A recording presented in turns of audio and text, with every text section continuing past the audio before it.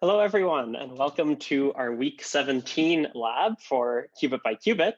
Today, we're going to be talking pretty much the entire time about tensor products.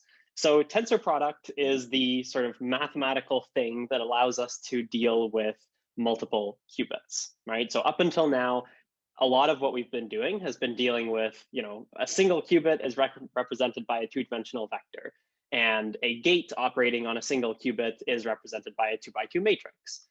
Of course, much of what happens in quantum computing does not involve just one qubit. It involves many qubits. And the way that we sort of generalize from the world of a single qubit to the world of many qubits is this thing called a tensor product. So today we'll talk about what those are in sort of a mathematical sense. And then we'll also jump into the IBM quantum experience to see what it's like in Qiskit. Okay, quick program for today. We'll start off with our Canvas attendance quiz. As always, we'll have our pre-lab Zoom feedback. In lieu of the questions from last week's section that we usually have, I'm supposed to be going over the Canvas quiz from last week. So if you remember, we had those 4 true and false questions. I guess I'll go over it again briefly in case you missed it, but I did go over it last week as well. So yeah, I'll go over it again this week, but it is just a repeat from what we talked about last week. And then, of course, we have our usual lab content, followed by the post-lab Zoom feedback. So the Canvas attendance quiz for this morning, or today, I should say, we are lab number 1. The quiz password is 7352. So go ahead, open up your browser, and complete the Canvas attendance quiz. Today's question is, do you read the weekly announcements posted on Canvas? So this is, the announcements tab on the Canvas website. Of course, for this, there is no correct answer. We would rather you just be honest with us, whether you're using that as a significant source of information or not. Again, what you answer here does not count for your grades, but please make sure you do fill this out for your lab attendance, and also just so we have an idea of how people are using the Canvas announcements page. I'll also open up the chat. So if you have any problems with this or questions, feel free to throw those in the chat. Next up, though, we have our pre-lab Zoom feedback. So as a quick reminder, this week's lecture discussed, as you might guess, multi-qubit states and tensor products. So of course, that is what we're going to be talking about for pretty much all of today's lab. I'm curious to see how people found this throughout the week. And if there were any sort of particular topics that you would like me to spend more time on, feel free to throw those in the chat as well, and I will do my best to cover them. Okay, so as that quiz stays up, I'm going to go ahead and talk somewhat briefly about the Canvas quiz from last week. Once again, I did go over this last week at the request of some students, but we'll go over it here again. So here, as a refresher, are the 4 questions that we had. Each of them has the answer listed here as well. So the correct sequence was true, true, false, false. The first question was that quantum states can be represented by vectors whose direction gives us information about the probabilities of different measurement results. So here, the way to interpret this is that direction really just means sort of the relative numbers in the ket 0 slot in the vector and the ket 1 slot in the vector. And so indeed, that does tell us, what chance there is of being a 0 or a 1. The second one is when a quantum state is measured, it can change as a result of the measurement. I'm not sure there's too much more to say about this, besides that this is a postulate of quantum mechanics. It's one of the things that makes quantum weird. And yes, states indeed do change when you measure them. We typically call that a collapse. So when you measure a state, it will collapse. Or you can think of the Stern-Gerlach experiment, where when you measure the spin of an electron, you also change the spin of that electron to be in the basis that you measured. The third question here is quantum states always stay the same. They never change. That is false. We can change quantum states by applying gates to them. So any gate that you can imagine pretty much counts as changing a quantum state. Now, the last question here, apparently, when we were looking at the stats on the quiz, was done quite a bit poorer. Like, people didn't do as well on this question as the first 3. I'm not entirely sure why, so maybe I'll hop over to the chat to see why, but first I'll read it. It says that quantum states can be represented by a single number, and a measurement of the state gives us that number as the result.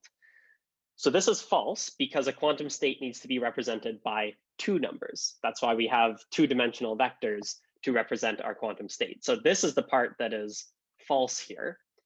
The second part of the sentence is a bit of a red herring, that a measurement of the state gives us that number as the result. This might remind you of eigenvalues. And in that case, yes, measuring the result of a state does give you, measuring a state does give you a single number, the eigenvalue. But because the first part of the statement is false, the whole thing is false. So that's why the answer there is false. Okay, let me hop over to the chat and just see if anybody has questions about these. I don't know what tensor, tensot and tensor. Okay. All right, so somebody asks, what is the difference between phi plus and phi minus in the block sphere? Okay, so we will talk more about the difference between phi plus and phi minus. In fact, when we jump over to the IBM quantum experience, this week we're going to build the circuit for phi minus. So last week we did the circuit for phi plus. This week we'll do a circuit for phi minus. So hopefully you get a better sense of sort of what the difference is there and how those two circuits differ. As far as the block sphere, as somebody just points out here, the block sphere is only for single qubit states. So it works if you're considering only a single qubit, but as soon as you go to something like the Bell states, which are 2 qubit states, the block sphere picture totally breaks down. And so you can't use it anymore, unfortunately. It's actually, it's an ongoing area of research and a very interesting one at that, to figure out how you can somewhat easily visualize multi-qubit states.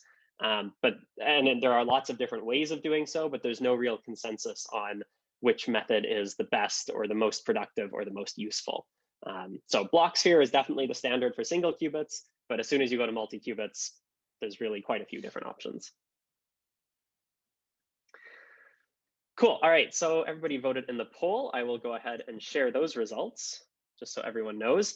I think these results generally look a little bit lower than usual, which is interesting. I know tensor products can be, like when you look at the sort of pure math of them, they can actually be quite complicated.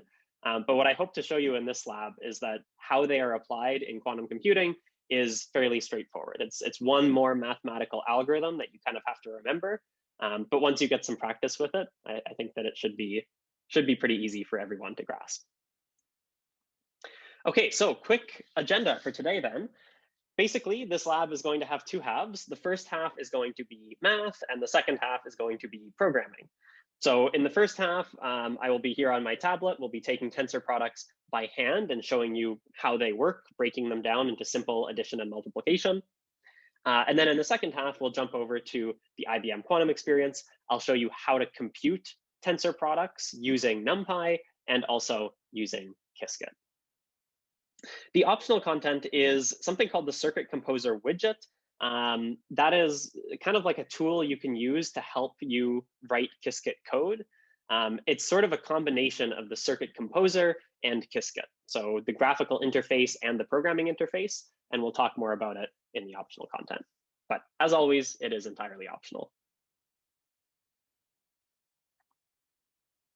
Okay, so like I said, tensor products and pretty much all of today is about writing multi-qubit states. Now, I already alluded to this a little bit in my opening, which is that, up till now, most of what we've been doing is with single qubits. We saw a little taste of multi-qubits last week and the week before when we built the Bell state. But generally speaking, especially as we go through the rest of this course, and if many of you continue with more quantum computing education in the future, pretty much everything you see from here on out is going to be multi-qubit circuits. So everything that you've heard about, entanglement, teleportation, Grover's algorithm, Shor's algorithm, all these things deal with multi-qubit states. And so, of course, it's very important to understand how you represent multi-qubit states and multi-qubit gates.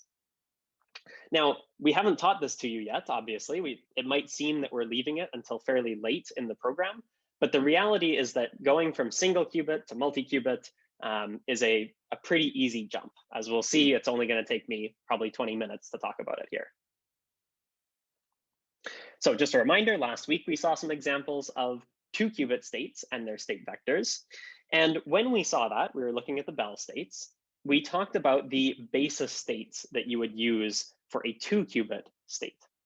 And we said that it should probably have these 4 basis vectors. And as a reminder, the way we get these is just by figuring out every possible combination of zeros and ones, right? So for 2 bits, we have 4 possible combinations of 0 and 1. Then we saw that this could be translated into a state vector. So we started off with just some example. This state psi has no significant meaning. It's just some random state that we came up with. And you see how it's written with 4 separate components. This is a typo. It should be 1, 1 there, sorry. Yeah, you can see how it's written as the sum, or a linear combination, to use our terminology. It's written as a linear combination of these 4 basis vectors. And so when you write it as a state vector, it's 4-dimensional. Now, there's only one more sort of small piece to this, which is when you write it as a state vector, what order do you write the elements in? So for 2 qubits, we told you that the order is this. And you might remember I also said that this ordering counts up in binary. So if you read these numbers in binary, we have 0, 1, 2, and 3. And so when you write down your state vector, you're also going to go from top to bottom, 0, 1, 2, 3. So those are just the coefficients for the respective basis states that sit in our state vector. Okay, so that's how we did it last week with 2 qubits.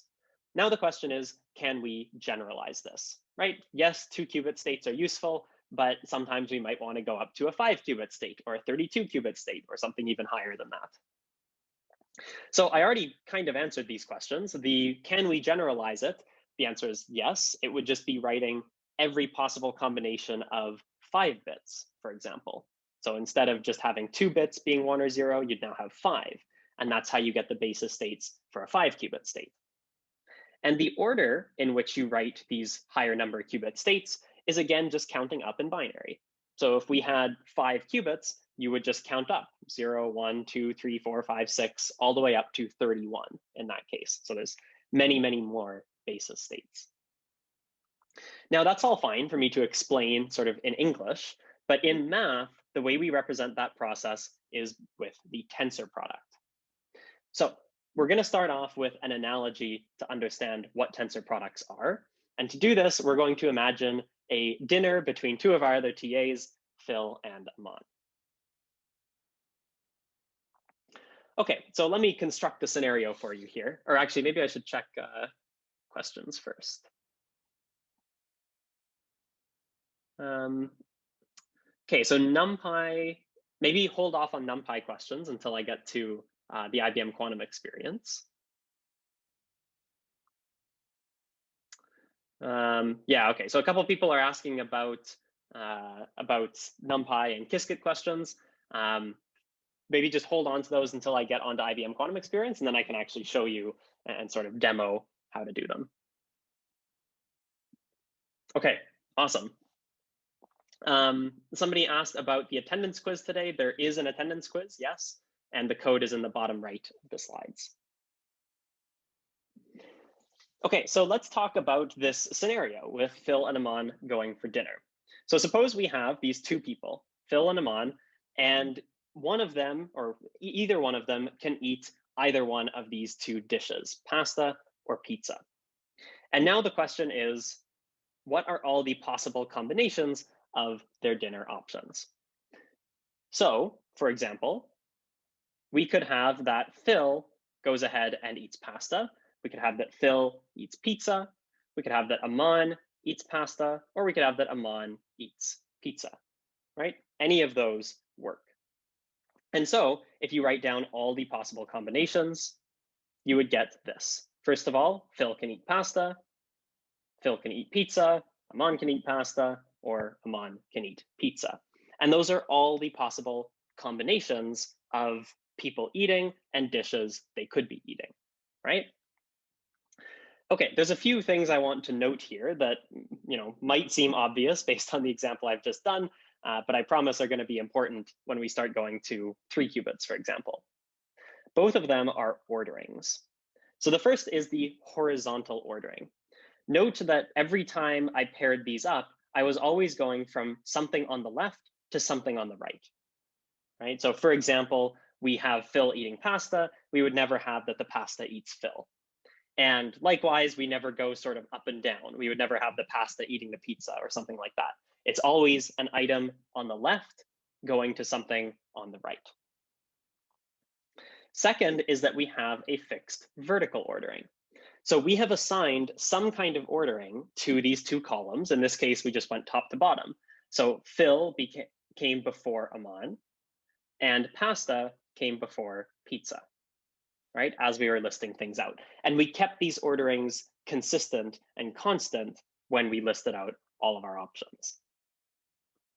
So this is what, believe it or not, the tensor product is in pictures. But let's now talk about what it looks like in math. So suppose we have 2 qubits. We have qubit 0 in the state ket1, which we know has this vector representation. And then we have qubit 1 in the state ket0, which we know has this vector representation. So now our question is, how do we represent the combined state q1, q0? Now, before I talk about that, I'm just going to make a small note about the order in which we write our qubits. You might realize that we're kind of writing them in reverse order, right? I started with qubit 1 and then I wrote qubit 0. This is called right indexing, and it basically just means that when you're listing out your qubits in a state, you're going to list them from right to left, right? So here we started on the right, and then we listed our qubits in increasing order going to the left. The reason we're teaching it this way is that this is how Qiskit does it. Qiskit uses right indexing, sorry. There are other conventions, left indexing is sometimes used in textbooks. We're just going to try and keep it consistent so it's not as confusing. So we are always going to use right indexing, and that just means listing off your qubits from right to left in increasing order. Okay, so let's return to this question then. How do we represent the combined state Q1, Q0?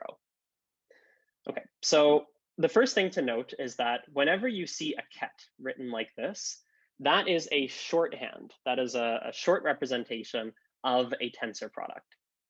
So this just kind of by definition means this. And no matter how many things you have inside your ket, you can always break it down into a tensor product of single qubit states. And single qubit states, we already know how to handle. So this little circle with the X through it is called a tensor product, as you might have guessed. And so if we go ahead and plug in our definitions here for Q0 and Q1, Q1 is in the ket0 state, which is 1, 0. And then we have tensor 0, 1. So again, all I did here was plug in the definitions for Q1 and Q0, and then we still have this tensor symbol in between them. So this is sort of the first concept to understand, is just that whenever you see a multi-qubit state, that is just a shorthand for all of the single qubit states inside of it being tensored together. We just don't write things like this very often because it would get very tedious to write that little tensor product symbol in between all of our states. Now the question becomes, though, how do we actually evaluate this tensor product? What does that mean mathematically? So there's a very good sort of visual intuition for how this works, and it works exactly the same as the Phil and Aman pizza and pasta example. So we are going to start off with something on the left mapping over to something on the right, just like we did with the people on the left and the meals on the right. And we are going to multiply these two numbers, and that's going to give us the first element in our resulting vector. So here you can see we've just taken 1 times 0 and written that up here. Then we're going to try pairing the top element with the second one. And that multiplication will give us our second element. So now we have 1 times 1, that gives us the second element. Next, we're going to go to the other person, right? So this would have been Aman eating his meals. So Aman could have pasta, and then that's going to give us our third element. Or Aman could have pizza, and that gives us our fourth element. So notice that there's kind of this like crossing over pattern that happens. I like to remember that because I kind of think it looks similar to the symbol for a tensor product, right? It's like this cross inside a circle. Whenever you take the tensor product, you're going to have this sort of crisscrossing of multiplications to give you a 4-dimensional resulting vector. So if you then just go ahead and do all of these multiplications, you'll see that 3 of them are 0, and the second element there is a 1. So just to drive home this analogy even more, we can actually go ahead and draw our little pictures here. The first element of qubit 1 is kind of like Phil. The second element of qubit 1 is kind of like Aman. And likewise, qubit 0 is kind of like our meals. And the 4 combinations that we came up with on the previous slide is basically the elements we'll be multiplying together to get our resultant 4-dimensional matrix. The final note I'll make on this slide is just to point out the notation more explicitly. So here you notice that we started off with ket 0, tensor, ket 1, right? And so again, I'm just using the definitions of ket 0 and ket 1 as vectors to get this. And we just said in the previous slide that this is just the long sort of expanded form of ket 0, 1, right? These two things are equal by definition. So what we really just worked out here is the vector representation of ket 0, 1, right? So just like ket 0 and ket 1 have vector representations, ket 0, 1 also has a vector representation, as do ket 0, 0 and ket 1, 0 and ket 1, 1. And every ket that has any combination of 1s and 0s in it is going to have some vector representation, just like this. Now, there is an alternative way of viewing the tensor product. So what I just talked about with that kind of crisscross pattern, imagining the people and the pasta, that totally works. I'll just show you one other way of visualizing it. And I actually happen to like this way a little bit more, but it's entirely up to you. All of them work the same. So another way of thinking about the tensor product is essentially taking 2 copies of the second element and putting them inside the first vector. So what do I mean by that? We're taking 2 copies of qubit 0 and kind of sticking them into qubit 1. And so we get something like this. So we've basically just enlarged qubit 1 so that we can put our 2 copies of qubit 0 next to it. Then to work out what the tensor product should be, you again just multiply these vectors. So 1 times 0, 1 times 1, 0 times 0, 0 times 1. And those give you the 4 elements in your resultant vector. So these 2 ways of looking at it are perfectly equivalent. Whether you want to think about the crisscross multiplication or sort of copying vectors into other vectors is up to you. Both of them work equally well. Okay, so let me just go to questions for a moment. Yeah, so somebody says it's like tossing 2 fair coins simultaneously. Exactly. Yeah, so there's going to be 4 possible outcomes: heads, heads, heads, tails, tails, heads, and tails, tails. That's exactly right. Logistical questions about the course. I'm not sure if we have a spring break, but I think if you post on Piazza, somebody should be able to answer you there. Okay, so somebody says, I'm a bit confused about dimension.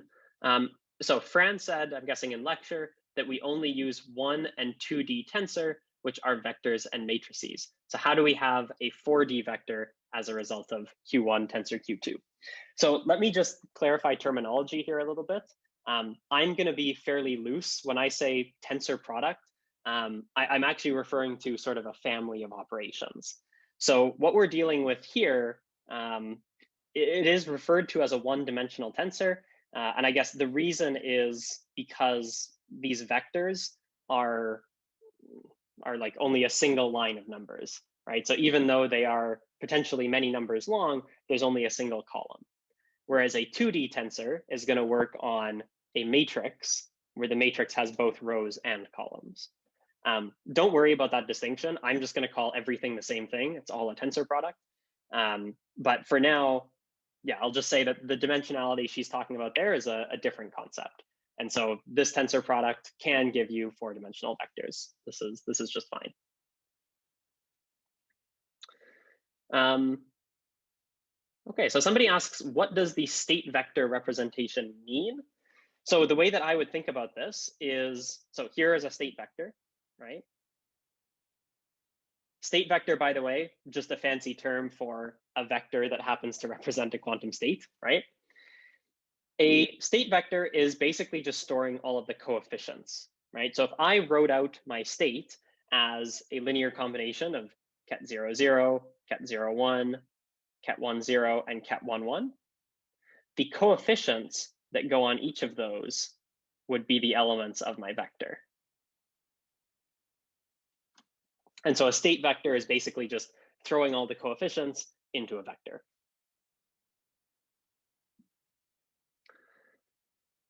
Okay, so let's see. Somebody asks, going along with the grouping analogy, the operator may be something other than the multiplication operator, given that we follow the ordering correctly.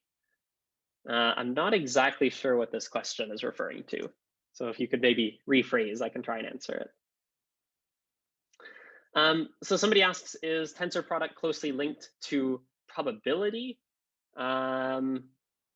Maybe, probably, I guess. Tensor product is a pretty widely used algebraic construct. So I wouldn't be at all surprised if it's used in probability. So somebody direct messaged me about having a problem with the attendance quiz, the Canvas attendance quiz. Unfortunately, I can't do anything about that, but you should email student@qubitbyqubit.org, and they should be able to help you out with that.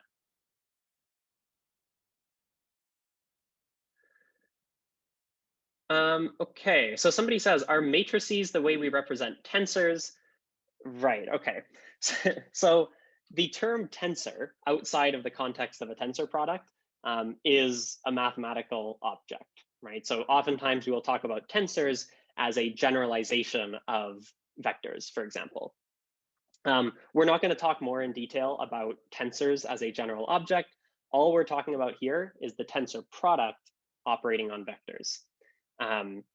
Yeah, so I guess I won't go into more detail on that right now, but perhaps I can revisit the notion of tensors in the optional content.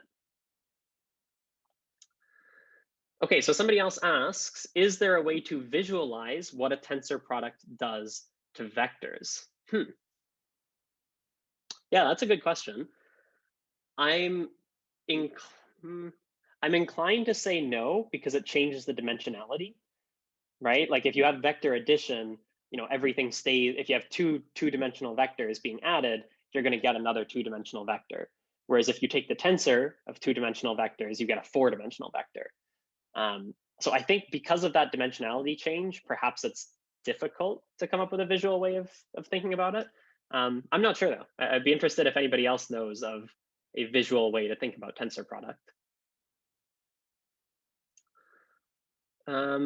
Okay, so somebody asks, can 3 qubits become entangled with each other? Yes. Yep. So entanglement can work between any number of qubits. And we'll actually see an example of a 3-qubit state in just a moment here. So another person said they're confused about state vectors.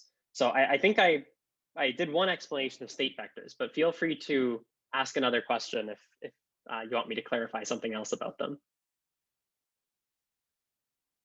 Yeah, so I will get to a 3-qubit example in just a moment. Okay, so somebody rephrased their question here. The first analogy that I used specified that the elements are grouped and then the multiplication operator is applied in the tensor product.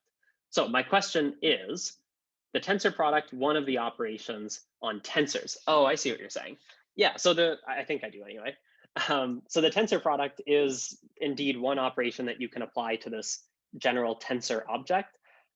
Again, the tensors that we're going to look at are vectors and matrices. There are other possible tensors out there that you can also define tensor products for, but what I will show you today is tensor product for vectors.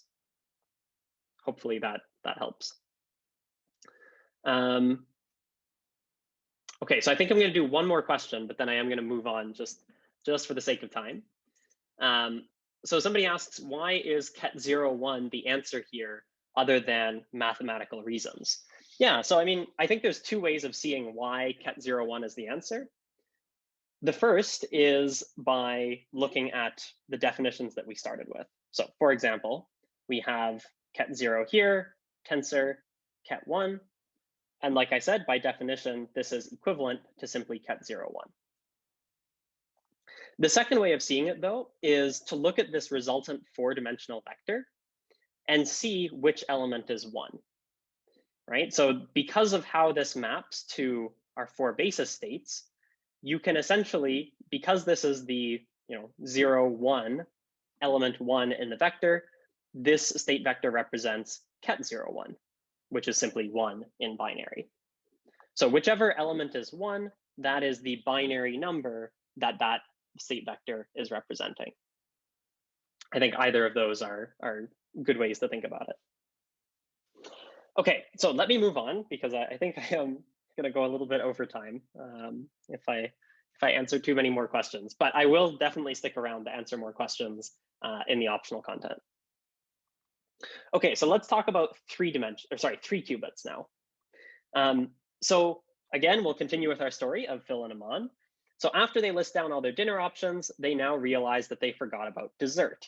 And so we're going to have, again, 2 people eating 2 different meals, but now they can also choose 2 different desserts. So just as one example, we could have, Aman eating pizza, and then afterward, he's going to eat cake for dessert, as an example. Okay. So again, we want to do the same thing. We want to list out all possible options that Phil or Aman could have for dinner. So here is how you would do that if you followed the same ordering that we had before. So again, we're going to start off with all of Phil's options, then we move on to all of Aman's options. Again, we always move from left to right? So we always have person eating a main dish followed by dessert. So just like we saw before, order matters here. We always go from left to right, and we always go sort of from top to bottom. Okay, so just like before, this is how we do it in pictures. Let's go ahead and do it in math.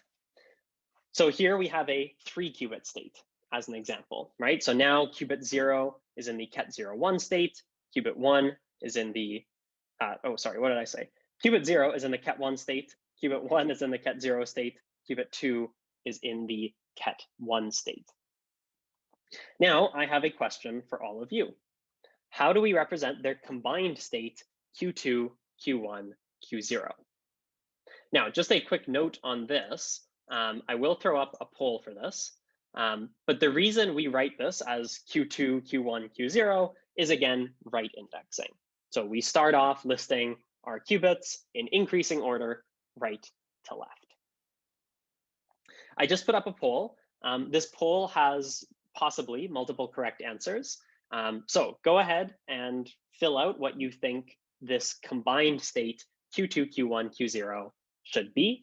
And once about 50% of you have answered, I will go on and cover the solution.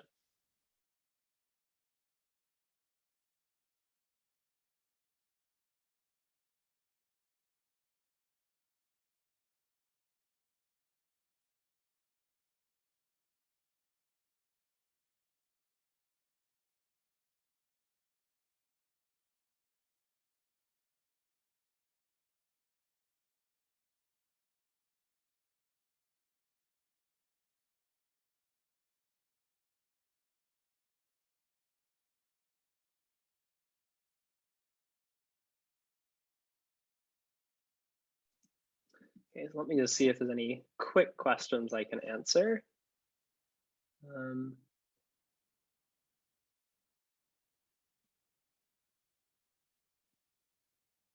Okay, so this is something that might come up in a little bit. The difference between tensor product and Kronecker product.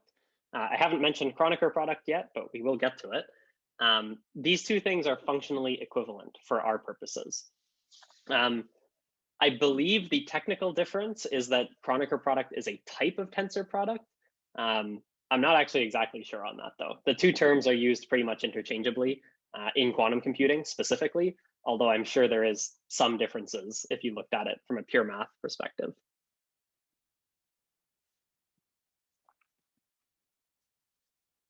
Okay, so about 50% of you have voted. So I'm going to go ahead and start answering this. So the first thing I will mention is, I'm just going to go ahead and plug in all of our qubit definitions. Well, actually, maybe first let me write this out. So Q2, Q1, Q0, Q2, Q1, Q0 is just shorthand for Q2, tensor, Q1, tensor, Q0. Right? This is just by definition. Now I'm going to go ahead and plug in each of the definitions for my Q0, Q2, and Q1. So Q2 is ket1, tensor, Q1 is ket0, tensor. Now Q0 is ket1. Just like that. Okay. And now by the same sort of shorthand rule, I could write this as just ket101. And so indeed, one of the correct answers here is ket101. That is one way to represent the combined state. However, there is another way to represent it. So hint, hint, there's one other correct answer. And I've written out how to compute it on the next slide here.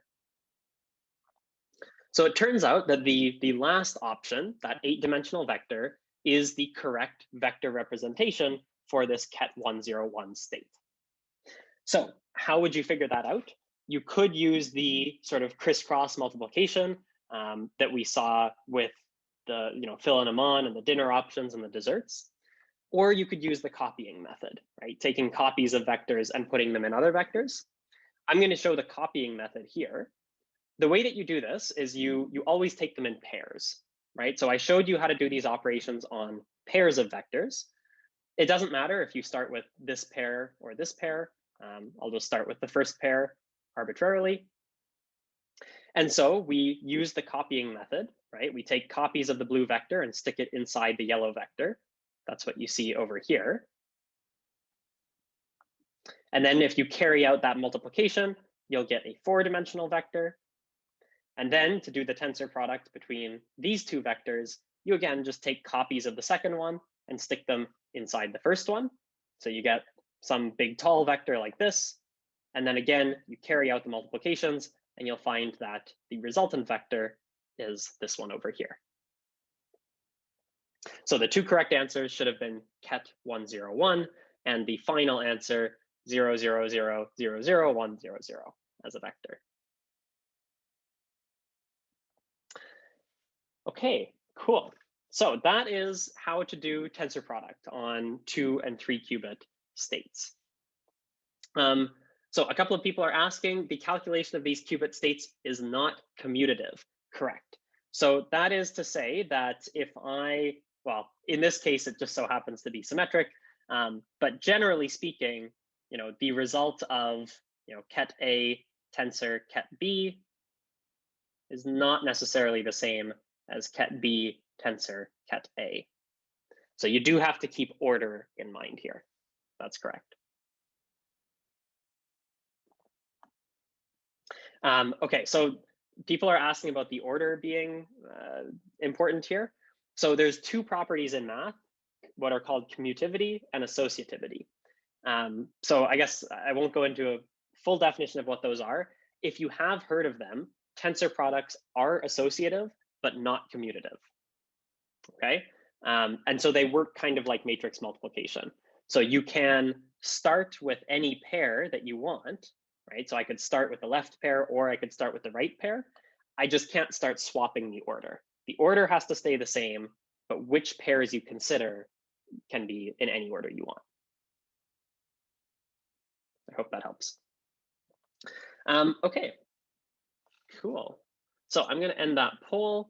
If you are curious, there are the results being shared.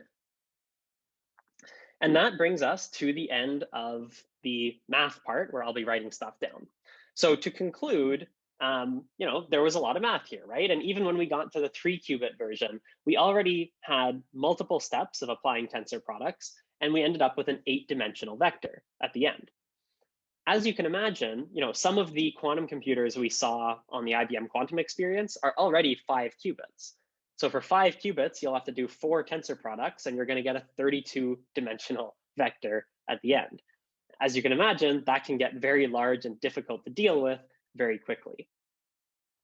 So we are going to teach you 2 programmatic ways of looking at tensor products. One is going to use Numpy, and one is going to use Qiskit. So let's hop onto the IBM quantum experience and see how both of these work. So you should all have access to, I think it's called lab17.ipynb. And that is the notebook that I will also be using.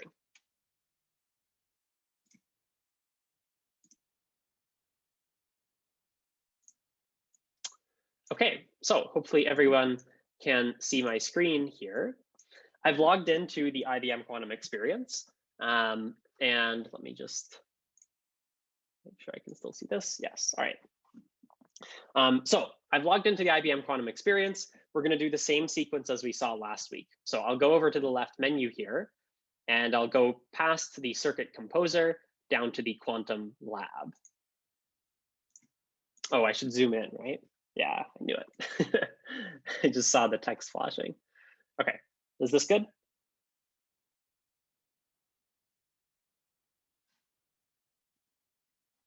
Okay, a little bit more, yeah, for sure. Okay, awesome. Okay, so we go on to the left-hand menu. I was over here on the home page where you first enter the IBM quantum experience. Now I'm going to go down to the quantum lab. This page, as I said last week, might take a little while to load the first time. That's okay. But once it does load, scroll all the way past these Qiskit tutorials down to your custom notebooks. And here you're going to click import. So you click import, and then it'll give you a little file dialog, and you select week 17.ipynb. So I've already done that. I have my notebook here. So I'm going to go ahead and open that up.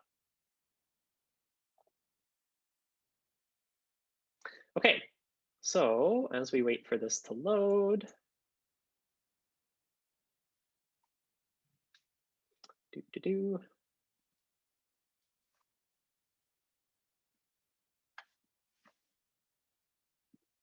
okay, so maybe I can start going through things here.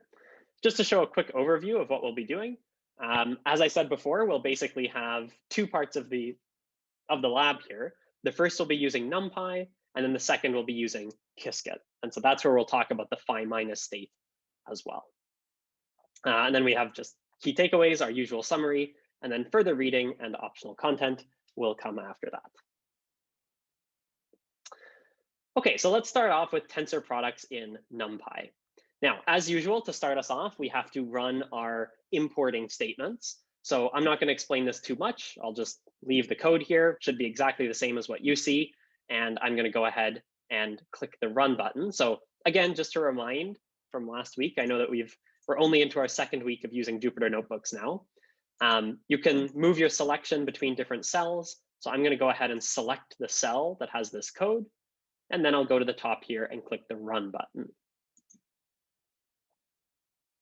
Okay, so by the star in the square brackets, you know that it's executing, and now it turns back to a number, so it is done. We've imported everything.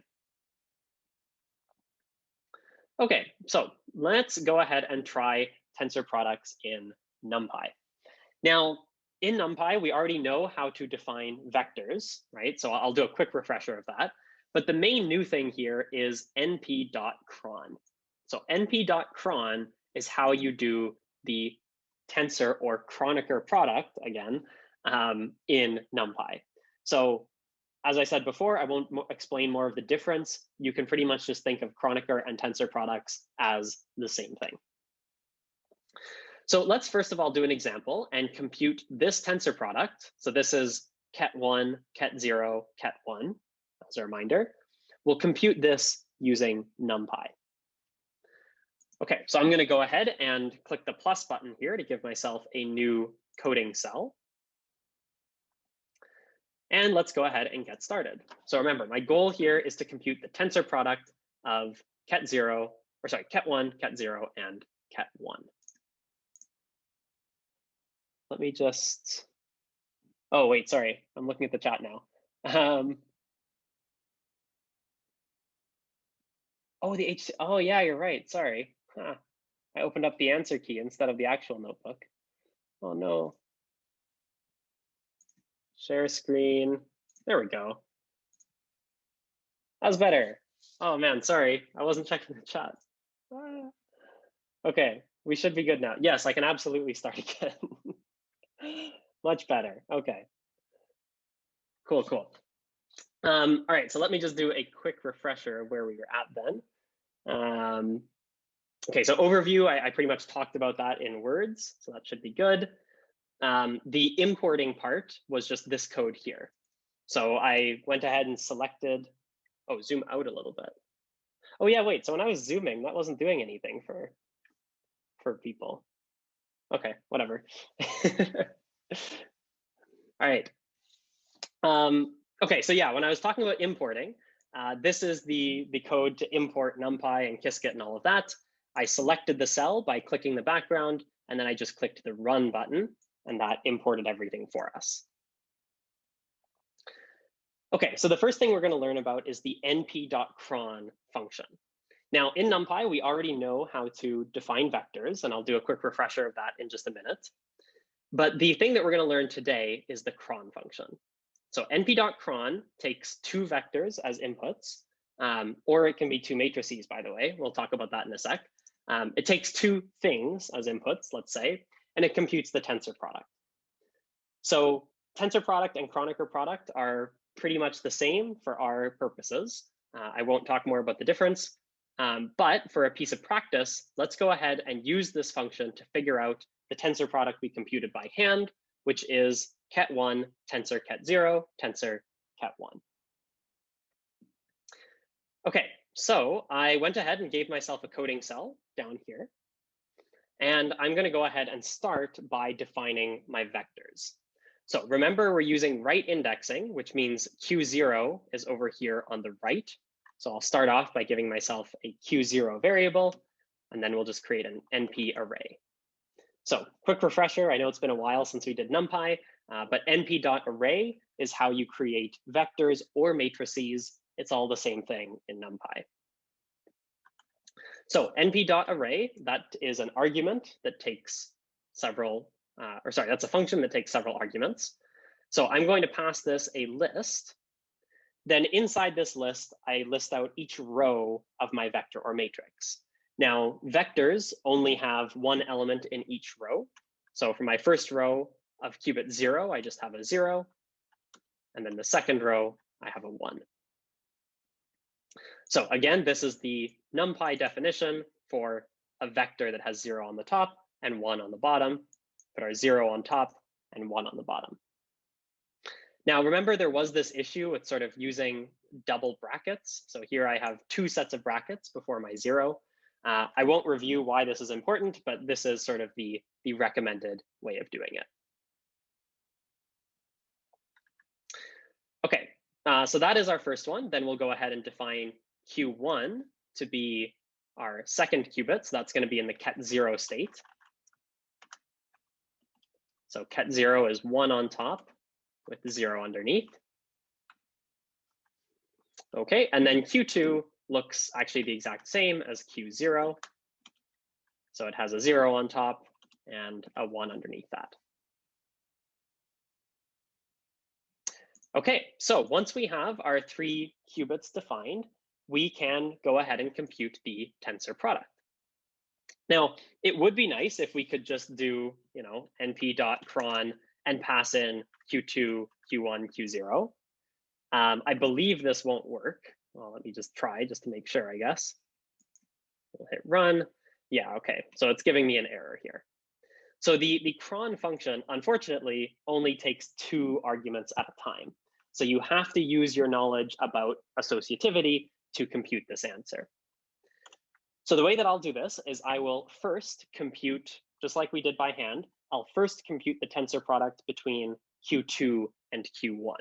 So again, that's going to be between these first two vectors. So I'll create a variable called Q2, Q1, and then we'll use np.cron to compute the Kronecker product between, or sorry, tensor product, same deal, between Q2 and Q1. Now to complete our answer, I will compute the tensor product between Q2, Q1, and Q0. And that will just be np.cron. We'll take our first result, Q2, Q1, and then we'll tensor it with Q0. So these formulas should sort of roughly follow how we did the real 3-qubit example by hand, right? As we did the first two, we got a 4-dimensional vector, and then we took another tensor product between a 4-dimensional vector and a 2-dimensional vector. That is exactly what we're doing here. So I'm going to go ahead and print this out so that we can see what we've done. I will click run, and hopefully this does not give me an error. And indeed, here we see the vector answer that we got before, 5 zeros followed by a single 1.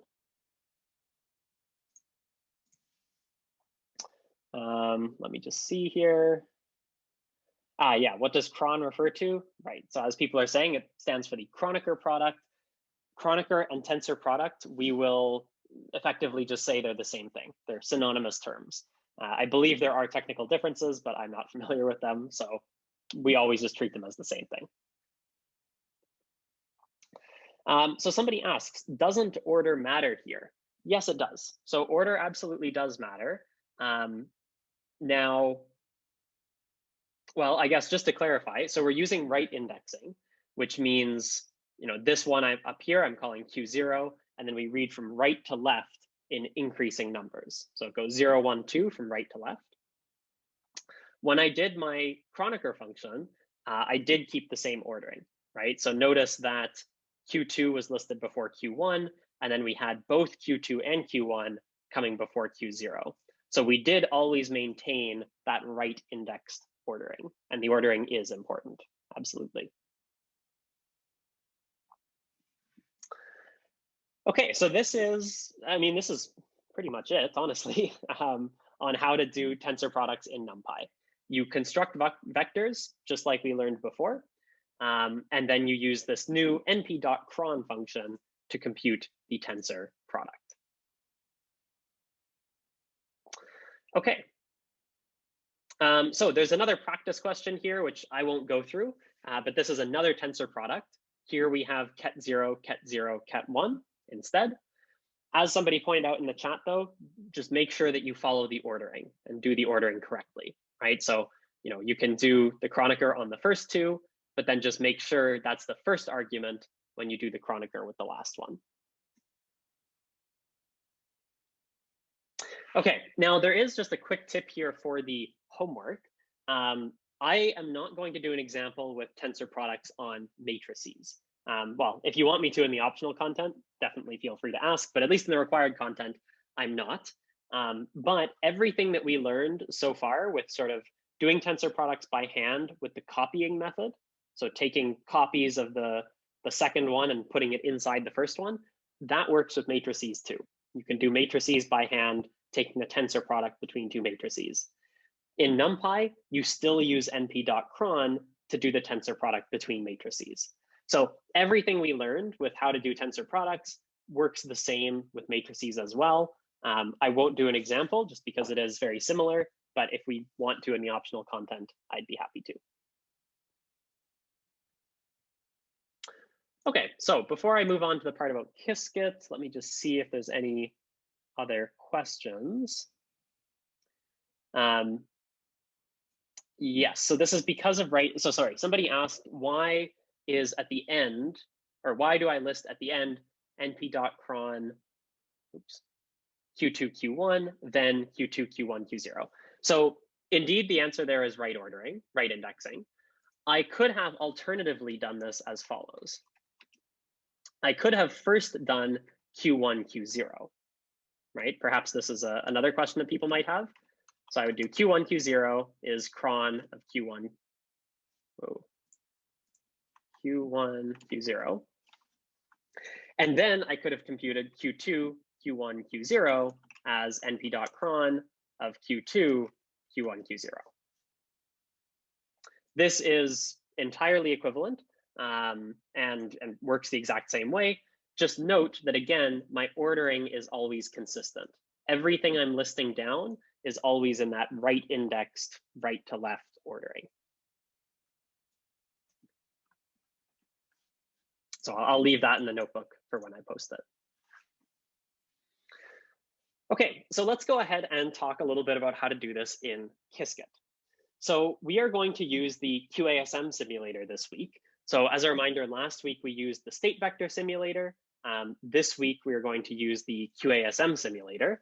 Again, the only difference there is that the QASM simulator effectively simulates flipping a bunch of coins for us. So if we're supposed to get a theoretically perfect 50-50 outcome, we might not get that in the QASM simulator because it builds in some inherent randomness to kind of help simulate what might happen on a real quantum computer. So that's the only sort of new piece from the Qiskit side this week. After this week, though, you should be able to use the state vector simulator and the QASM simulator, which are by far the two most commonly used simulators in Qiskit. Okay, so as a sort of case study this week, we are going to make the phi minus state. So as a quick reminder, last week we covered the 4 Bell states. So we gave them names: phi plus, phi minus, psi plus, psi minus, and they just have these definitions. Last week we saw how to create phi plus using a C0 gate and a Hadamard gate. This week we are going to see how you create phi minus. So the first thing I'll point out is that there's only really one difference between phi plus and phi minus, and that is the sign in between the two quantum states, right? So both of them have ket 00 and ket 11, but one of them adds those two together while the other one subtracts them. So this, as a quick reminder, is what we call relative phase, right? The relative phase of these two states is different, even though the probabilities of ket 00 and ket 11 are 50-50 in both cases. Okay, so I'm gonna skip over this part. I talked about this. The difference between the two is just the sign. And so I'm now going to ask if anybody here has sort of suggestions on how we could do this, because we're now starting to get into the world where we can start thinking about how to construct quantum states. Now, a lot of the times when we are constructing quantum circuits in, for any research, there is kind of some aspect of, I guess, just knowing the effects of different gates and being able to look at different states and figure out how to differentiate them. So all I mean by that, just to simplify, I guess, we know how to construct phi plus. We need a Hadamard and a C0.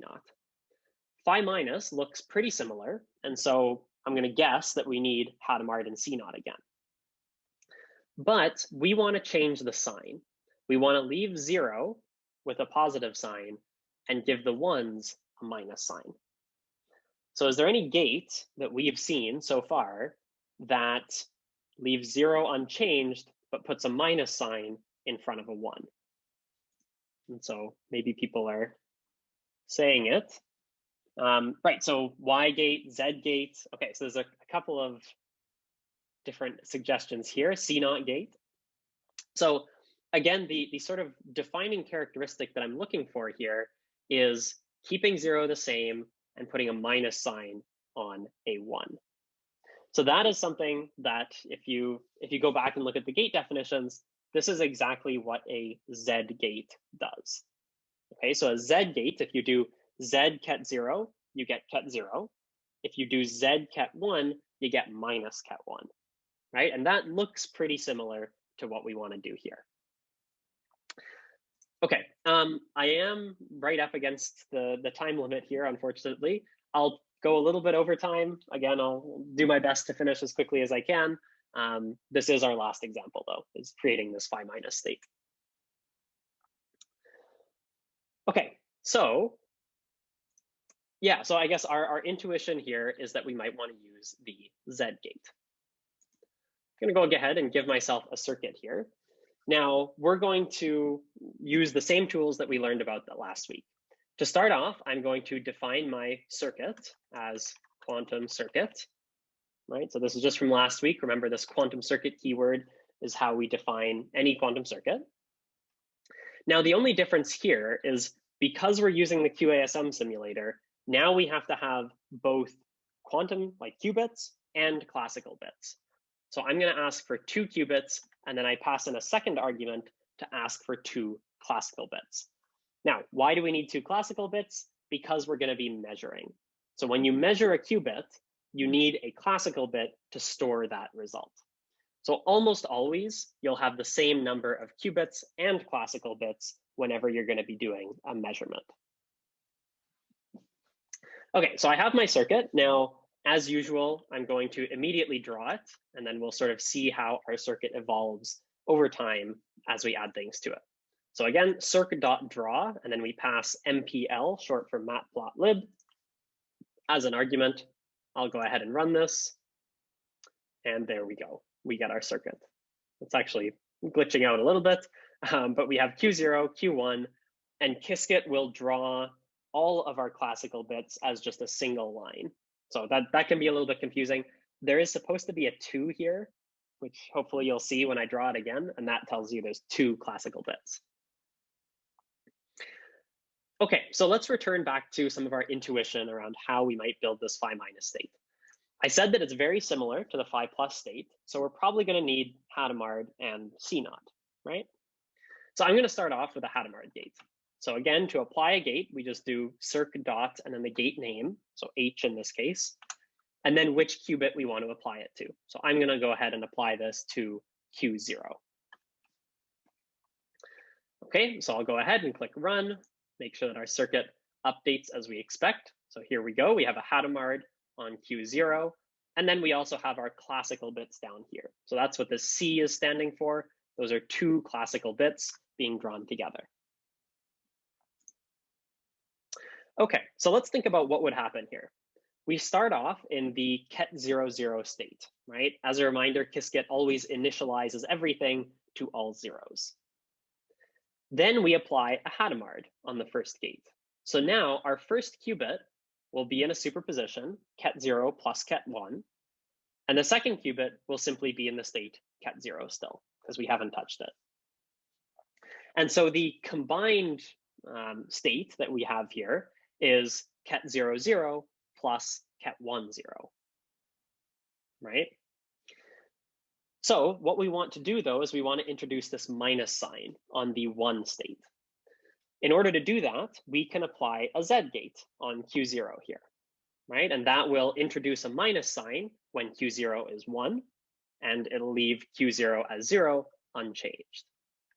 So I'll go ahead and do a Z gate next. Again, we'll apply this to qubit 0. We want it to be the one that's in a superposition.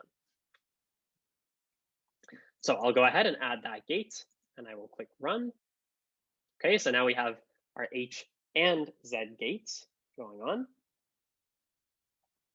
Okay, and now the final step then is to just add a C naught gate. That is the exact same as what we saw last week.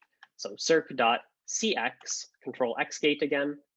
The control qubit is going to be 0, and the target qubit is going to be 1. Okay, so I'll run that again to draw it. There we go. This is all looking good. So again, just to walk through what our circuit is doing here, we start in the all 0 state. Then we put our first qubit in a superposition. So we end up in the state 0, 0 plus 1, 0. We use a Z gate, which adds a minus sign to the 1. So now we're going to be in 0, 0 minus 1, 0. And then we use a C naught gate. So we should get 0, 0 minus 1, 1, right, from that final C naught gate. And 0, 0 minus 1, 1 is the state that we're going for. So hopefully this should work. Now the final step is to simulate it. Because we are using the QASM simulator, in this case, we have to add measurements. So we haven't seen this yet, but it's a fairly straightforward addition. We do circ.measure, right? So circ.measure is going to allow us to add measurements. So I'm going to go ahead and add one measurement. The way that this works, by the way, is you plug in the qubit that you want to measure, and then the classical bit where you want to store that measurement, right? So here I will measure my 0th qubit and store it in the 0th classical bit. So I'll just go ahead and click run here to see what happens. And indeed, there we go. We have our regular circuit. Then we have a measurement on Q0.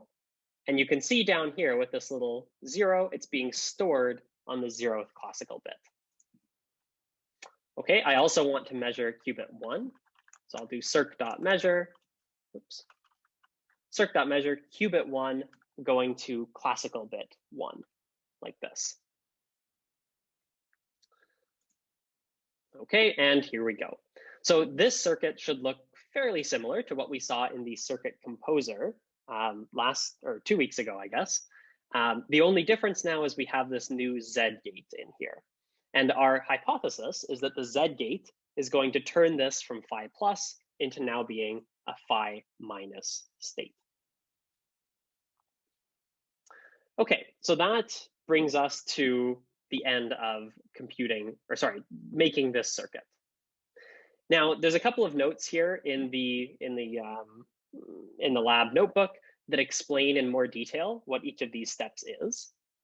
I'm just going to go ahead down here and talk about how to simulate it. So somebody asks in the chat, must the number of qubits equal the number of classical bits? As somebody says, not necessarily.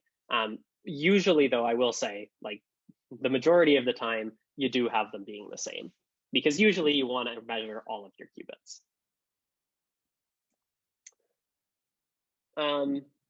Oh, I see. The code was a little bit different. Yeah, that's okay. So this what I've written down here is listing each of the measurements separately. So first I have the measurement going from qubit 0 to classical bit 0. Then I have the measurement going from qubit 1 to classical bit 1. You can, in Qiskit, whenever you have these sort of like repeated applications of the same type, so if I want to do 2 measures, you can alternatively write that as circ.measure, but now for each of the arguments that you would normally pass, you pass it an array instead. So I find this notation a little bit confusing because the way it works is the first array is all of the first arguments. So here you would pass 0, 1, and for the second one, you would also pass 0, 1. So you can do this if you want to, and if this is what's in the notes, that's fine. All they're doing here is they're bundling these 2 calls into one by passing arrays as the arguments here. I tend not to like doing that. I like to keep it like this to make it nice and clear that we are putting the measurement of qubit 0 on classical bit 0, and we're putting the measurement of qubit 1 on classical bit 1.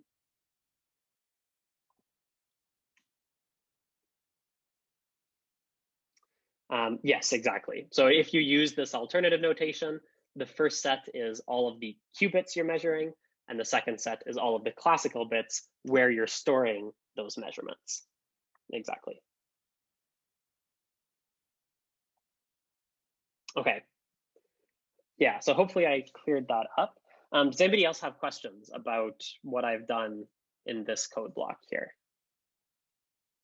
Yeah, so how can we check that the circuit is correct? I will do that in just a minute by running the simulator. So somebody says, can we measure both qubits on one classical bit by proper sequencing? So in Qiskit, you can't observe the value of a classical bit in the middle of the circuit, right? So if we wanted to measure 2 qubits at the end of our circuit, we have to have at least 2 classical bits at the end of it to observe. It's not like we could, measure the first qubit onto a classical bit, measure it here or observe it, and then measure qubit 1 and observe it afterward. You can't do that kind of time sequencing in Qiskit.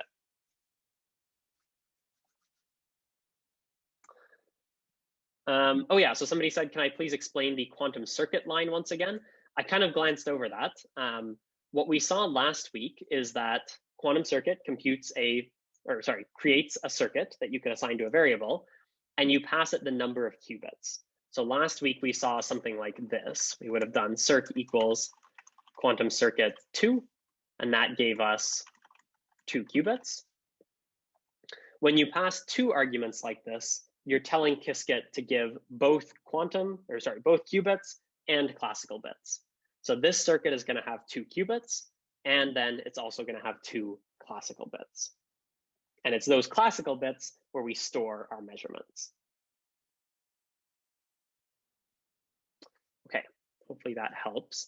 To the person who direct messaged me, can we see if, oh, I see, they listed a different circuit. Okay, yeah, let's do that in the optional content. I will come back to your circuit and we'll check it out in the optional content. Yeah, so somebody's asking, are there alternative ways to make any of these entangled states?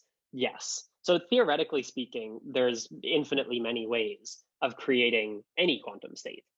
So what we're showing you here is sort of, although it's definitely not easy to see the first time, this is, I promise, the easiest way to think about creating the Bell states is sort of using these, you start with a Hadamard, you end with a C0, and in the middle, you're going to apply some type of gate to change your outcome slightly. In this case, that's the Z gate, right? But there are indeed many other ways of constructing phi minus, phi plus, or any of the other Bell states. Okay, so let me carry on and try running the simulators. Okay, so a few notes before we get started. Today, like I said, we're going to be using the QASM simulator, which is the same thing that we used when we used the circuit composer earlier. So if you remember, when we used the circuit composer, we got results that were not always exactly 50-50. What was I going to say? Oh yeah, so we're going to use the same kind of thing here. And so we expect to get results that are, again, not exactly 50-50. So let me go ahead and start typing up some code here. The first thing we're going to do is, oops, let me just scroll down to here, is to create our backend, right? So let me go ahead and give myself a code block. Now, just like last week, we're going to create a backend variable, and then we're going to use air, which is that family of simulators, .getBackend. Okay. Last week, we used the state vector simulator. This week, we're going to use the QASM simulator, just like that. Now, thinking back to last week, once we have our backend, we are going to use the execute command to put our circuit into the queue to be run with that backend. So we pass our circuit first, then we pass our backend. The only thing we have to add here now is we have to specify how many shots we're going to run. So that is just done with a keyword argument. So you do shots equals, and then I'll just do sort of 1024 shots as an example here. So again, that means we're going to sort of simulate running our experiment 1,024 times, and then we're going to report back what all of those results were. Now, in order to actually get my results, I need to assign this to a variable. So we have job equals execute this. Okay, so I'm going to, well, actually, let me just keep going here. Now, once we execute the job, we have to get our result. So again, I'll do result equals job.result. All of these things should look familiar from last week. And now what I want to do to see whether we have the correct state is to plot a histogram. So that was the very last thing we did in last week's content. So what I'll do is I'll just do plot histogram. And then as the argument to this, you do result.getCounts. Again, like no worries if you don't remember these things. I mean, I don't remember them either. I'm reading off of a answer key to sort of see how these are done. The most important thing is to get the concepts, right? You should understand what's happening when you get a backend. You should understand what's happening when you call execute. The exact stuff that you type in here is kind of not important. And so you can just read it off of, for example, this notebook. Okay, so I'm going to go ahead and run this. So I'll select my cell here, and I will go ahead and click run. And there we go. So we've got a histogram here, and we can see that, as expected, we're close to 50-50 between 0, 0, and 1, 1, but not exactly, right? And that's, again, because the QASM simulator actually runs sort of random coin flips and gives us what the result could be on a real quantum computer.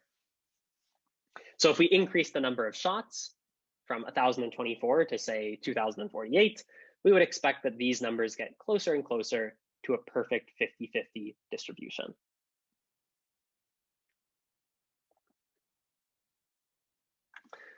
Okay, so that is all fine and well that we know, we have 50-50 states, but you might be wondering at this point, this could easily also be the phi plus state, right? How do we know that we've actually constructed the phi minus state?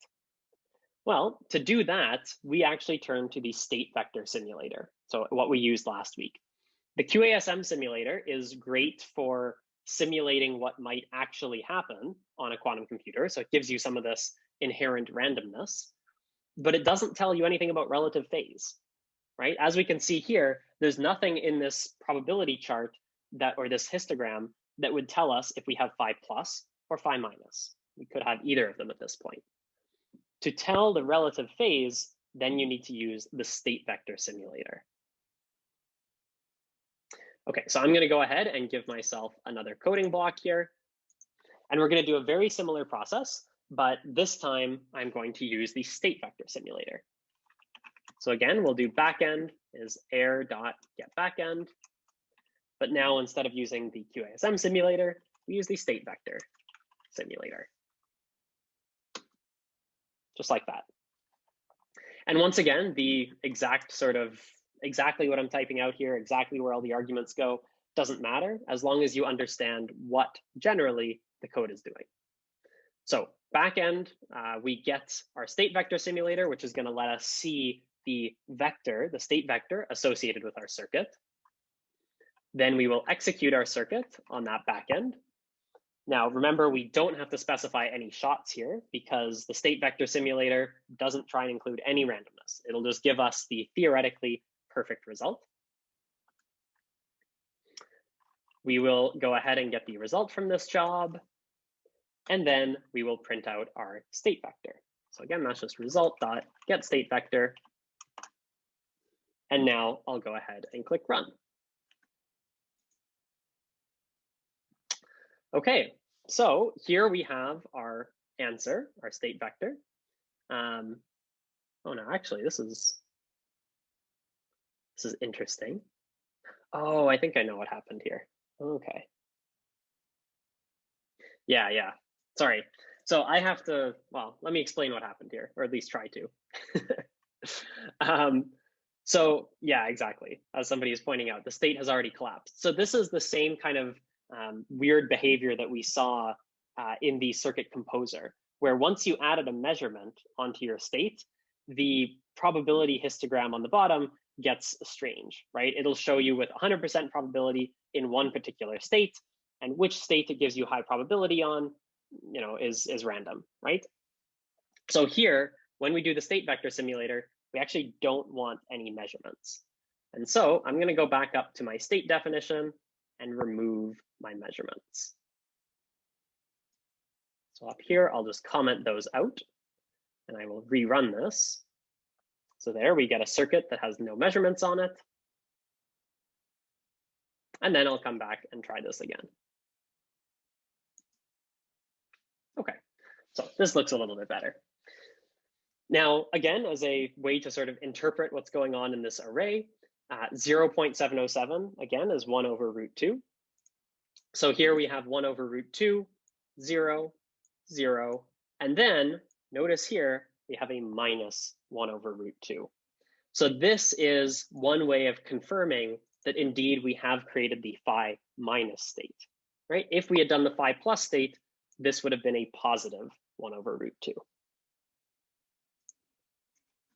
So as you can see here in the note, the last element here has a minus sign, which means we are in the state 0, 0, minus 1, 1, which is what we wanted for phi minus. Okay, so let's go through, let's go through a quick sort of rundown of what we did. We constructed our circuit. We then used the QASM simulator to sort of simulate running it on a quantum computer.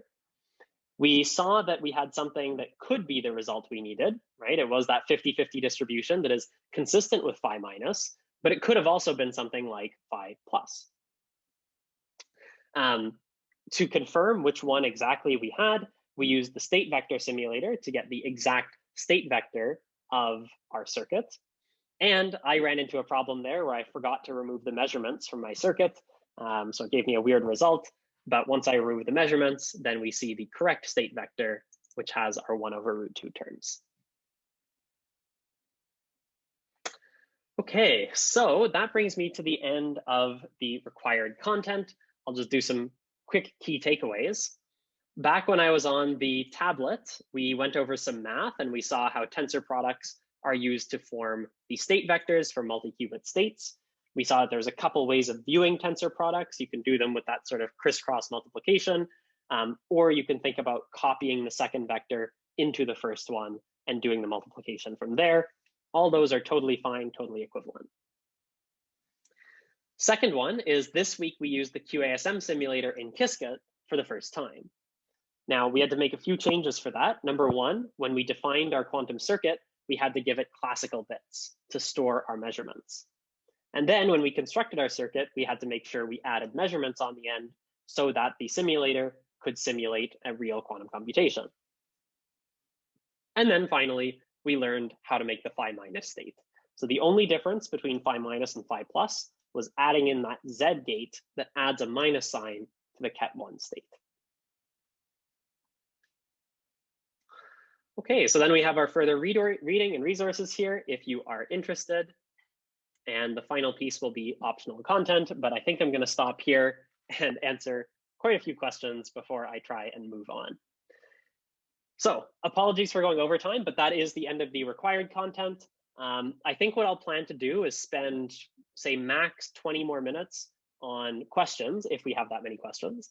And then I will go on and do the optional content on the circuit composer. If you do need to head out, though, no worries. All of this is being recorded, so you can go back and watch it at any time you like. So I'll pop up the post-lab Zoom feedback, and then you are all free to go if you need to, or free to stick around for the optional content. As soon as the poll loads, it's kind of weird.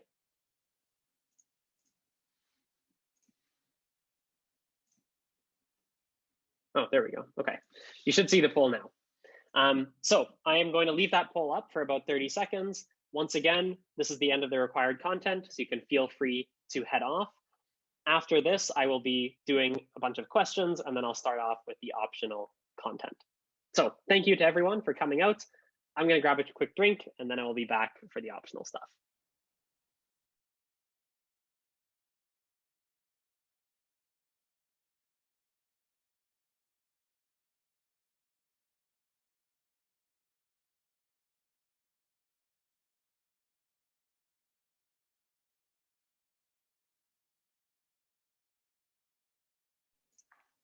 Okay, cool. So actually, I think most people have answered that poll. Yeah, thank you all as well. I'm sorry I kind of had to rush at the end, but hopefully I can fill in some of the questions that were being asked. So one thing that I remember somebody asked was for me to try a different circuit for getting phi minus. Let me just see if I can find where that was. What if we use X and then H and then C naught? Okay, so let's go ahead and give that a try. There we go, thank you. X and then H and then C naught. Okay, I'll go ahead and end that poll. Okay, so let me make a new section here for myself. Okay, so let me do that. I'll call it student circ. I'm just going to use the state vector simulator here. Just I think it's simpler so we can see exactly what we're getting at the end. So I'll do a 2-qubit circuit, and then we'll do student circ.x on the first qubit. I'm just reading out from the chat here what the student wants me to check.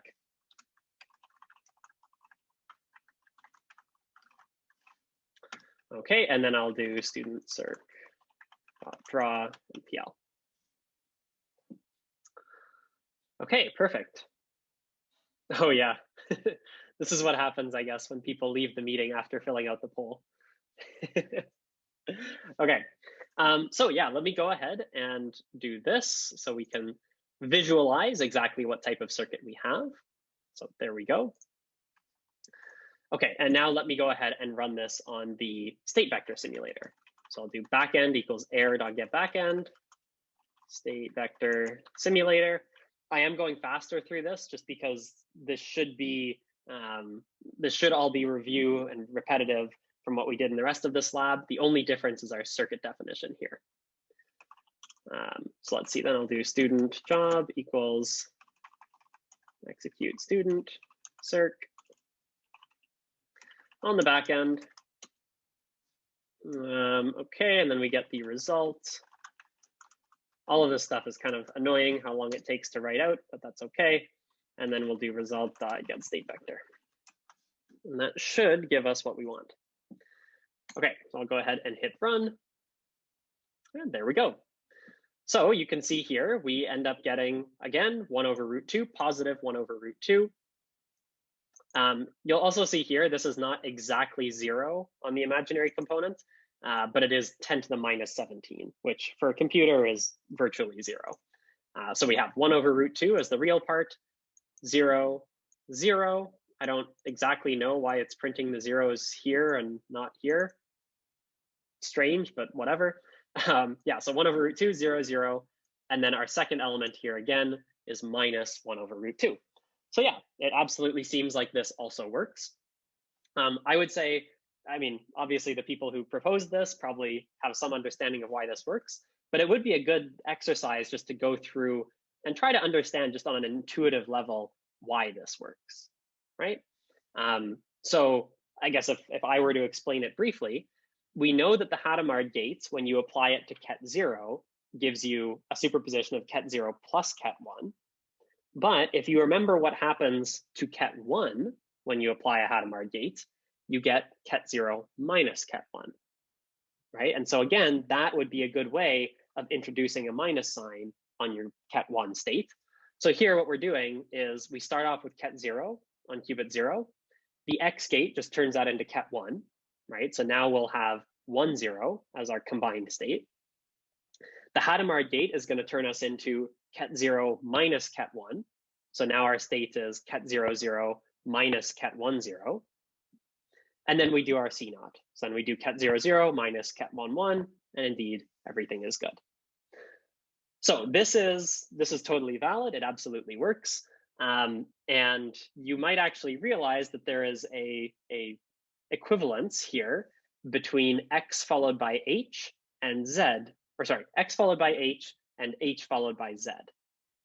So there are these, I'm definitely not going to get into this, but there are these handy equivalence properties that let you sort of swap and exchange gates in a way that you know they'll always be equal. You can prove this to yourself just by working out the combined matrix for HZ and XH. You can do matrix-matrix multiplication for a bit of practice on that, and you should get the same result.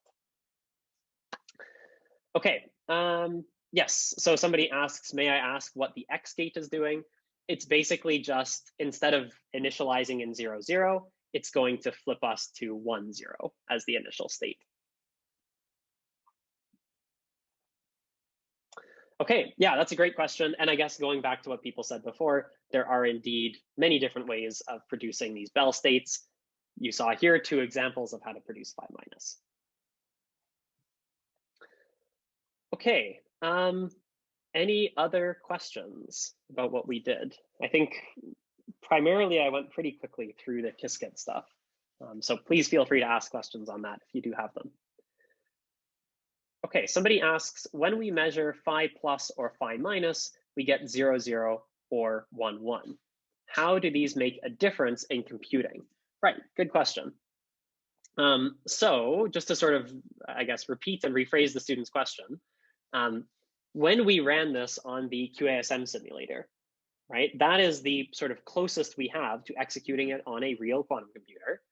And for that, we saw that the results are indistinguishable from if you just created the phi plus state.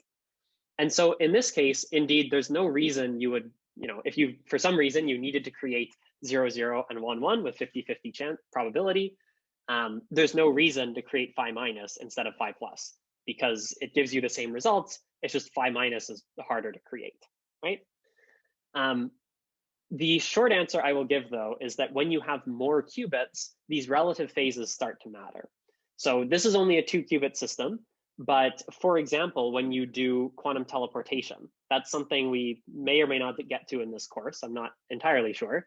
But if you want to look more into this, one place where the difference between phi plus and phi minus matters is in quantum teleportation. Now, to see that difference, you need to go up to a 3-qubit system. And so you'll see in quantum teleportation, it's actually a 3-qubit circuit.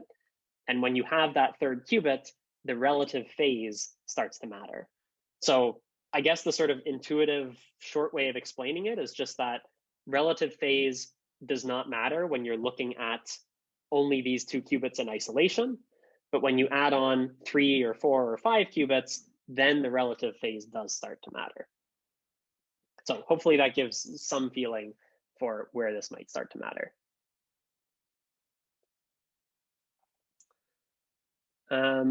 Okay, so somebody asks me in a direct message, just a weird doubt, but is Qiskit mainly a wrapper around NumPy for quantum?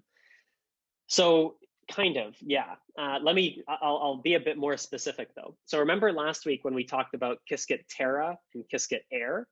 So Terra was the thing that let us sort of construct quantum circuits. It's what let us draw these nice little diagrams like this, right? Where we create our qubits, we add our gates to it. That was all Terra. And Terra is sort of a completely separate thing that lets us construct circuits. It doesn't necessarily know anything about NumPy or linear algebra. Now in Air, we have several different simulators, right? And one of those is the state vector simulator. The state vector simulator is indeed basically just a wrapper around NumPy, right? Because as you can imagine, the state vector simulator just translates every element in your circuit into a matrix. And then it uses NumPy to multiply all the matrices together, do all the tensor products, all that kind of stuff, and spit out a mathematical answer. The QASM simulator, though, is not just a wrapper around NumPy, right? The QASM simulator does more. It simulates more closely what would happen on a real quantum computer. So you're absolutely right. A lot of the stuff we're seeing here with, in particular, computing the output state vector, that is just NumPy in the background doing all the heavy lifting. And the state vector simulator from Air is kind of just a wrapper around that.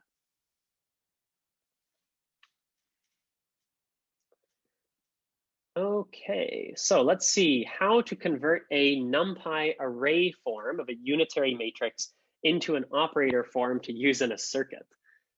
Good question. So this is, well, I guess it's not really beyond what we've done. Okay, so yeah, so the student's question here is, so for example, suppose I define an array called my operator, np.array. Now, operators are matrices, so I'm just going to make this a 1-qubit matrix. Maybe my special operator is going to be, I don't know, maybe it's kind of like a Z gate, but I put the -1 up top instead of on the bottom. Something like that, right? If I have just an arbitrary operator. Yeah, so you can absolutely write out a unitary matrix like this, and it should have some form in a quantum circuit. It should have some application. I'm not sure off the top of my head how to put something like this into Qiskit. Somebody's saying in the chat there's an operator function. That sounds like a pretty good candidate, but I'm sure there is a way to do this. Oh yeah, okay, so somebody just put how to do this in the chat. That's perfect. All right, any other questions? So this means GPUs can be used to make matrix computations faster for simulations. Yes, Yeah, so for something like the state vector simulator, you would be looking at heavy GPU usage to do all of the linear algebra computation. The point I will make here again, though, is just, why do we even need quantum computers in the first place if we can use GPUs to simulate them? It's because the size of the matrices and the vectors involved gets massive very, very quickly, right? So we even saw this when we started to do the tensor product. With 3 qubits, we got an 8-dimensional vector. 4 qubits, it's going to be 16-dimensional. 5 qubits, 32-dimensional. I mean, before you know it, even with 10 qubits, you're already over 1,000 dimensions.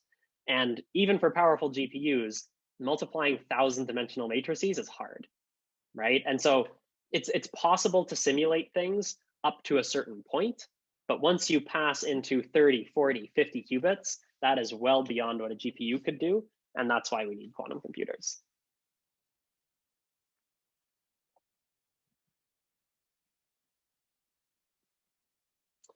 Oh, okay, so well, why don't I go ahead and try and do this operator thing, see if we can sort of figure it out on the fly. Okay, so let me just see what this person suggests. Dot operator. Well, okay. Okay, so if I were actually doing this sort of on my own, I would just go ahead and Google, Qiskit like custom unitary operator, right? Because like I said, I'm being honest, I don't know how to do this. So we'll just see what we get if I Google this.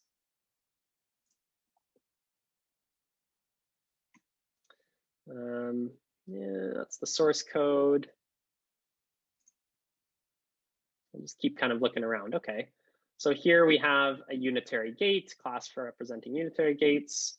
I usually just scroll down to see if there's going to be an example somewhere. Doesn't look like there's any nice examples here. Let's try this. This one has some good ones. Okay, so I think this is possibly what the student is referring to. Yeah, quantuminfo.operators. Okay, and now here we have an example. So this is exactly what I'm looking for. So I'm going to go ahead and copy this import statement into our notebook. I'll just comment out my operator for the time being. And then hopping back here, it looks like the way we do it is this. So I'm going to say my operator equals operator. And then here I will paste in my unitary instead of theirs.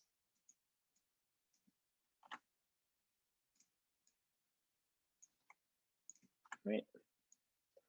Something like that.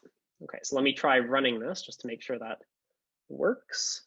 That seems to have worked. Okay, and now how do we actually use it? Let's see. Classes to operators, using operators and circuits. Here we go. I see. So we have to use this funny notation. So it's going to be a little bit different, right? Usually we have circ.gateName. I'm not going to be able to do directly circ.myOperator, right? It looks like I'll have to use something like this. And so if I'll just create my op circ maybe. Give myself 2 qubits again, and then I'll do my op circ.draw NPL. Okay, so we have a blank 2-qubit circuit here. So I'm going to go ahead and try to use my operator in this. So I'll do my op circ.append my operator. And it looks like these are going to be the target qubits, right? So I'll just try and target qubit 0 for my operator. And there we go. So that seems to have worked. You can see it colors it purple. It does it a little bit differently. But that should now be applying this unitary on qubit 0. So I should mention, I guess, the point of going through that little exercise is not that you have to know how to do this. Certainly not. Everything we're using is going to be the standard gates, right? So you can always just do circ.h, circ.x, circ.z, whatever. But I guess more what I wanted to demonstrate here is for people like me, right, who are absolutely still learning Qiskit, if there's something I don't know how to do, Google it. right? And there's tons of resources online. Sometimes it does take a bit of poking around, right? So here, I mean, I found a useful resource that was the fourth result on Google, and I had to scroll down quite a bit. But you just have to kind of go searching, and eventually you should find something that works for you. So hope that was helpful. Okay. Yes, I will save this code in the file, absolutely. And actually, I'll also link to the page where I got all of this from. There.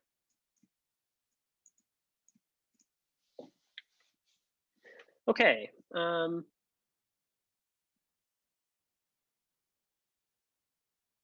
So I don't know if, let's see, what is this picture that was being sent? Sorry, I don't know if this was a question or if this was just people sharing around. Oh, I see. Okay, that's from the activity notebook. Cool. Yeah, so I mean, the other thing that I'll point out here is just that, with what you know now, even just knowing to ask that question, right, is like, how do we define a custom gate? Well, you know that there should be a way to define a gate based on a unitary, right? That's something that you learned from working through the math in this course. And so even if you don't know how to do it in code, you know enough about quantum computing now that you realize this should be a reasonable thing to do. And indeed, there is a way to do it in Qiskit. So as long as you have these sort of intuitions and these general understandings of how things work, you should be able to essentially, Google is your friend, and you go and find out how exactly to do it in code. The access code for this lab was 7352.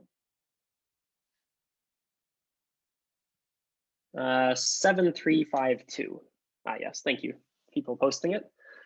Yeah, I should really, I mean, well, there is one thing I could do. I could put it up top here, but I don't know if people see this. It doesn't seem as obvious. Anyway, well, we'll try and figure something out for that. Any other questions that people would like me to address?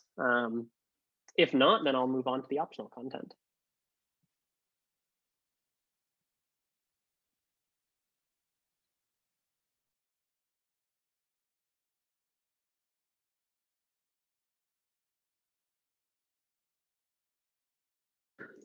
Okay, seeing none, why don't we move on to the optional content then?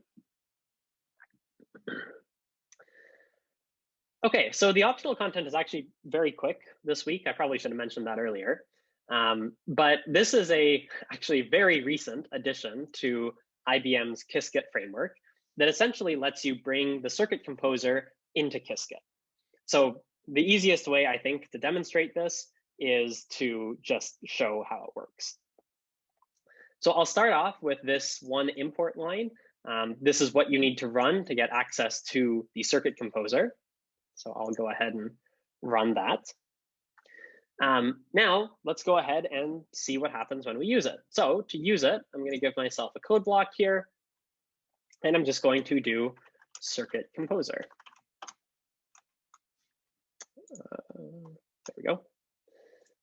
So just like that, I call it kind of like a function.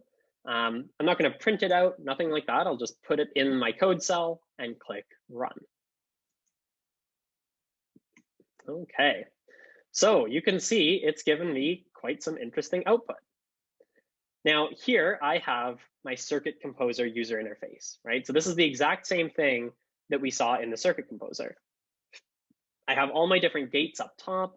I have qubits down here that I can, add and remove qubits like this. So if I want to go down to a 2 qubit, for example, I can do that. And if I wanted to, add in Hadamard gates, I can do that. And I can go ahead and construct my circuit using the same sort of visual interface that we saw before. Now, there's a really cool option here, which is this bottom checkbox. It says create a cell and synchronize the circuit Qiskit code output. So I'm going to go ahead and click that. So it's a checkbox.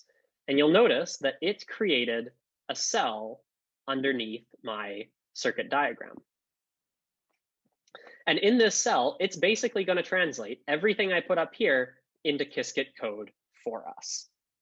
So let's just go and look again at this circuit. We have 2 qubits, 2 classical bits, and a Hadamard gate on qubit 0.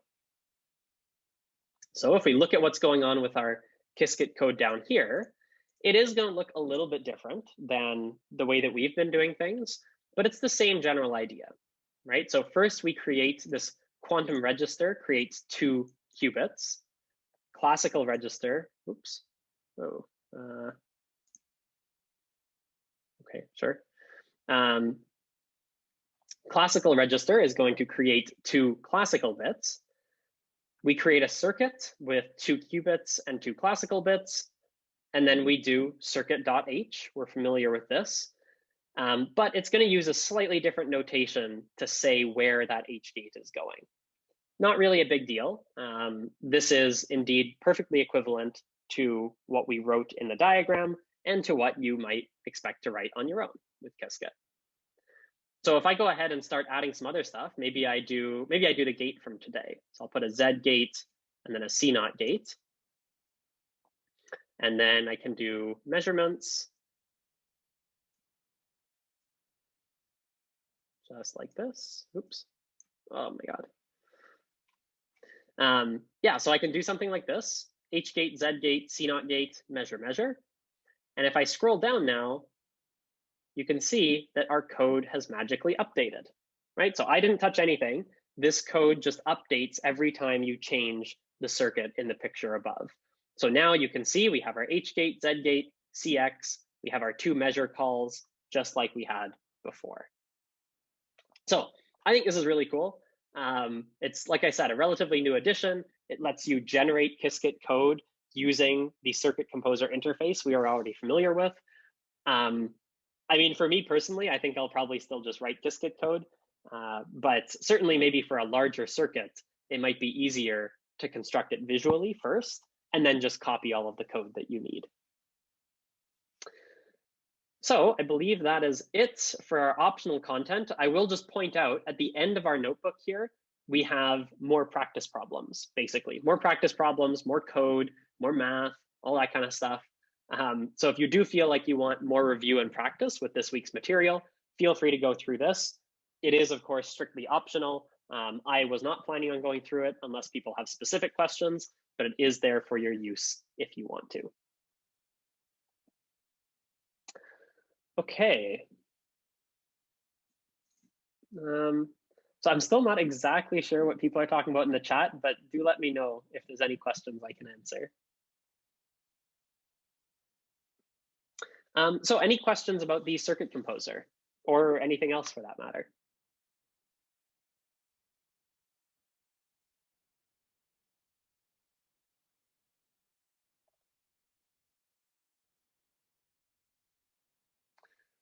Okay, cool. So if there's no more questions, I think I will probably wrap things up there. But thank you all so much for staying out right until the end. Oh man, quantum computing simulations. I will not get into that. But that'd be a great question to post on Piazza and see if see if one of us will give our perspective. All right. So thank you all for coming out. Have a great week, and we will see you again next Tuesday. Bye for now.